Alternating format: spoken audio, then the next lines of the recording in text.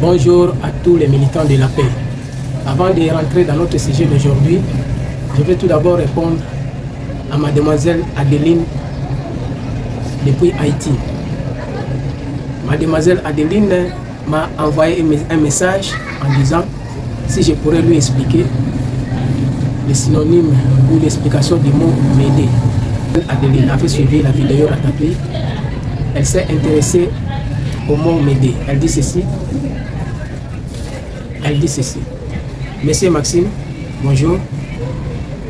J'ai suivi votre vidéo Ratatouille. Il y a un point qui m'a attiré, c'est le mot m'aider.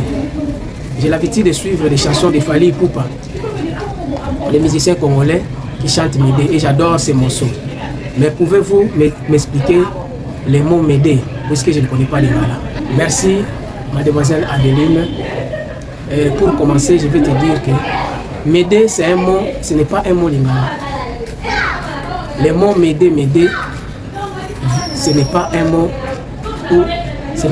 lingala. M'aider, chacun Fally Ipupa a chanté. C'est un cri de détresse qui est utilisé par les agences de l'aviation.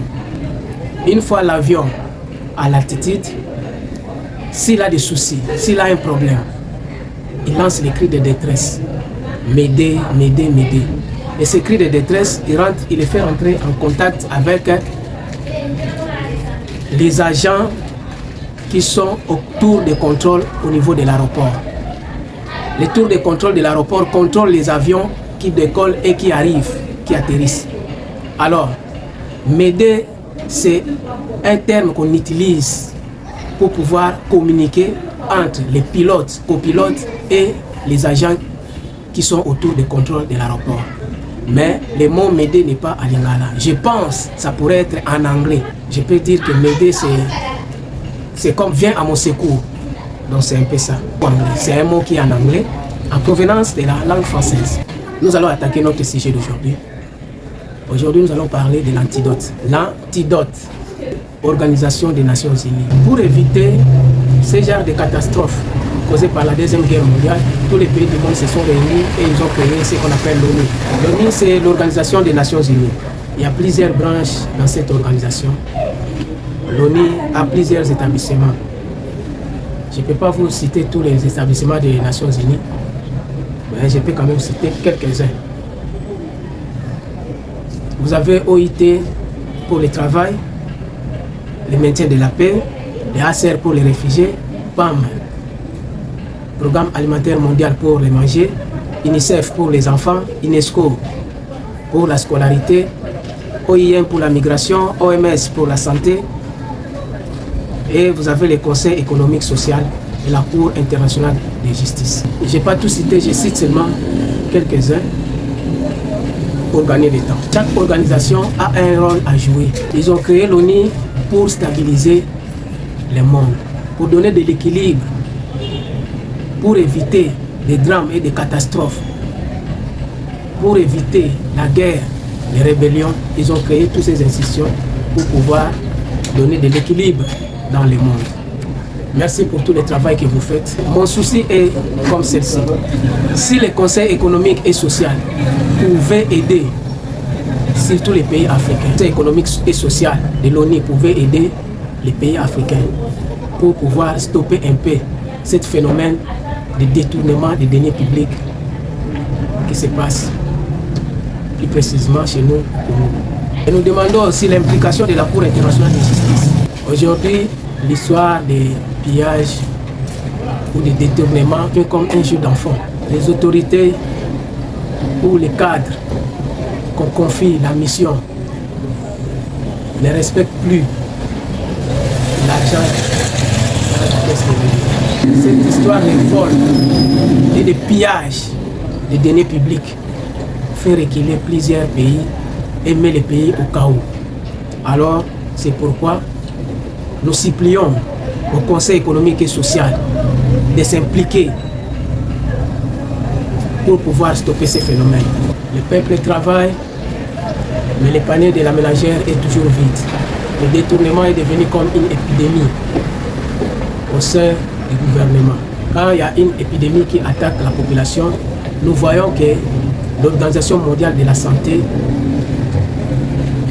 prend la charge pour pouvoir éradiquer cette épidémie.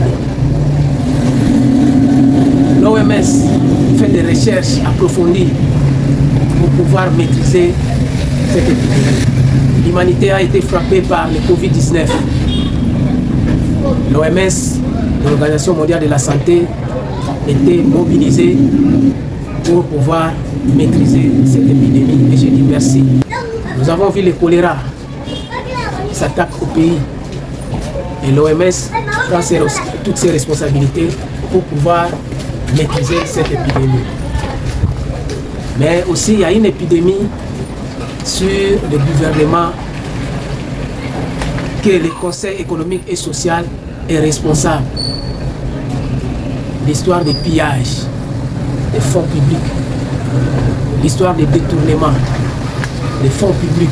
Nous demandons l'implication du Conseil économique et social et de la Cour internationale de justice pour pouvoir anéantir ce phénomène de pillage des deniers publics. Le Congo est confronté par les détournements. Si le Conseil économique et social pouvait vraiment jouer son rôle pour pouvoir maîtriser ce phénomène qui fait appauvrir ou faire reculer les pays africains. Ce phénomène est à la base du malheur de plusieurs populations, précisément chez nous. Je ne sais pas si l'OMS pouvait créer un antidote ou un vaccin. On devait vacciner tout politicien avant d'entrer en exercice. Avant de prêter serment au gouvernement, on devait d'abord les vacciner. L'OMS pouvait nous créer un antidote pour injecter les corrompus. Si l'OMS pouvait créer un antidote pour injecter tous les corrompus afin qu'ils soient guéris.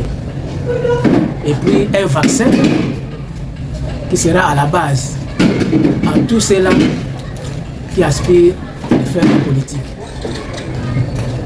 afin qu'ils puissent suivre la voie de la justice. Vraiment, nous demandons l'implication du Conseil économique et social et la Cour internationale pour pouvoir anéantir ce phénomène de pillage des deniers publics. Le Congo est confronté par les détournements. Si le Conseil économique et social pouvait vraiment jouer son rôle pour pouvoir maîtriser ce phénomène qui fait appauvrir ou faire reculer les pays africains.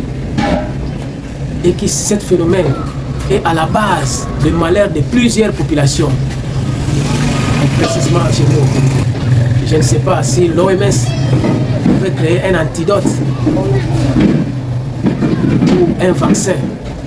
On devait vacciner tout politicien avant d'entrer en exercice. Avant de prêter serment au gouvernement, on devait d'abord les vacciner afin qu'ils puissent suivre la voie de la justice.